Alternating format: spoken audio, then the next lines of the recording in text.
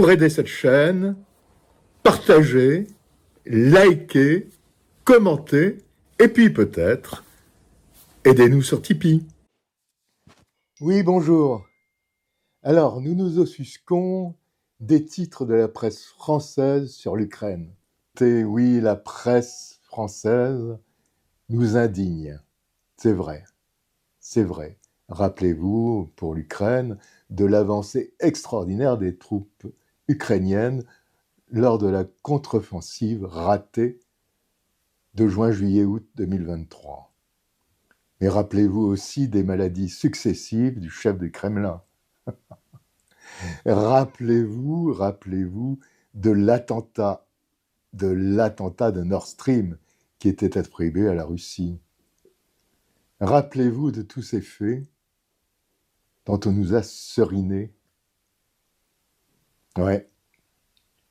Mais moi, je viens vous dire que ce n'est pas la première fois, loin de là, que la presse occidentale et la presse française en particulier nous fait une désinformation absolument extraordinaire.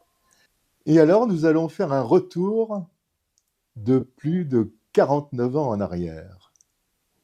Oui, il y a 49 ans et quelques mois, Phnom Penh tombait aux mains des Khmers rouges. Et que voit-on sur les titres de nos journaux? Khmers rouges qui ont déporté des centaines de milliers de personnes de cette capitale.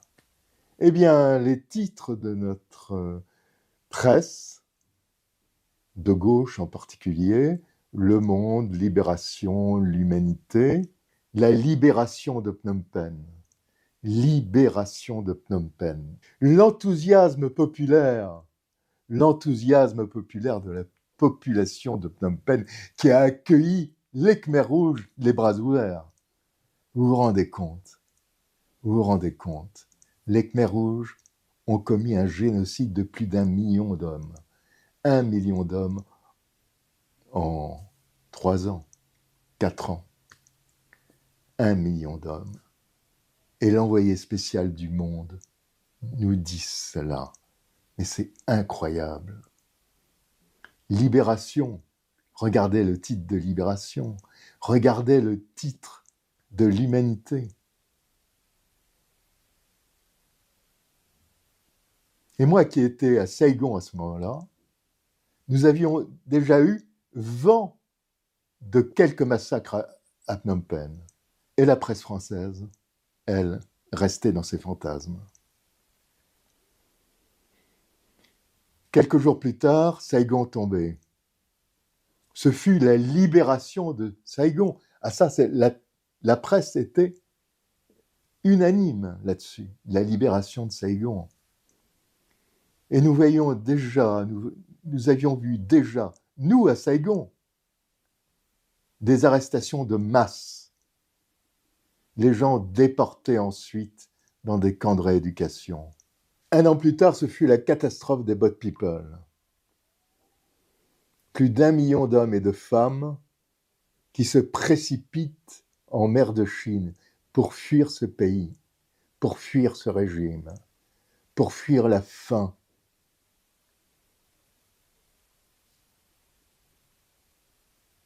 Non. Personne n'a rectifié cette fois-ci.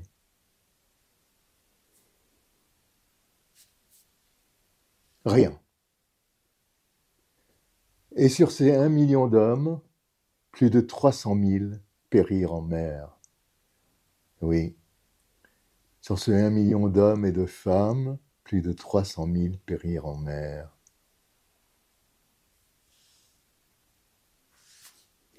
Alors vous voyez, la presse française a toujours été assez étrange dans son information. Et puis depuis le Vietnam, nous voyons régulièrement, de fausses informations, vraiment. On a vu le positionnement de la presse française en Bosnie, on a vu le positionnement de la presse française en Libye. Alors, l'Irak en 2003, non, mais en 91, oui. etc., etc., etc.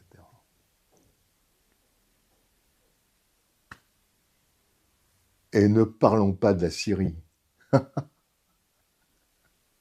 Alors là, la Syrie, la presse était unanime. Alors voyez-vous, la presse française pour l'Ukraine n'est pas vraiment différente, d'il y a 49 ans, ou depuis. Voilà ce que je voulais vous dire. À bientôt sur ma chaîne. Au revoir.